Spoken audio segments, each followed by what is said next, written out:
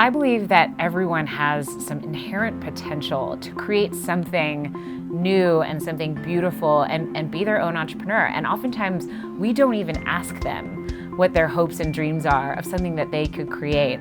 Radical Arts Academy of Denver is the place where you go to get your soul filled. What we're trying to offer is an experience that is small, it's inclusive, and then lastly, it's grounded in the real world. We have a program called YABO, which is Youth Empowerment Broadcasting Organization. We are the co-founders of a K-8 community school opening in Aurora in fall 2019.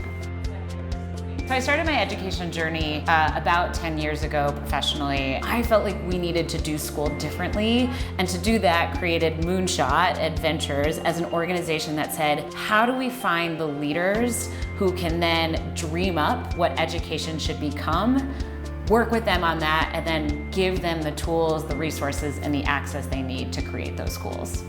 Moonshot is unique because it is one of the very few spaces where you will actually have people of color who are leading the movement.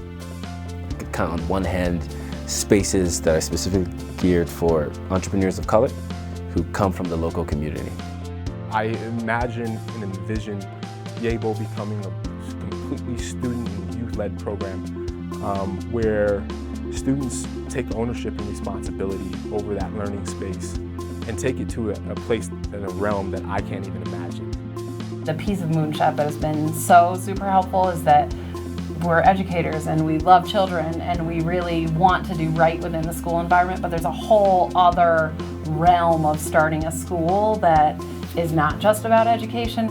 I think, especially as an undocumented individual, I often fear the idea of instability, taking a risk and it not panning out. But I think Moonshot has allowed me to dispel that fear a little bit, because I realize that there's a lot of people who have my back.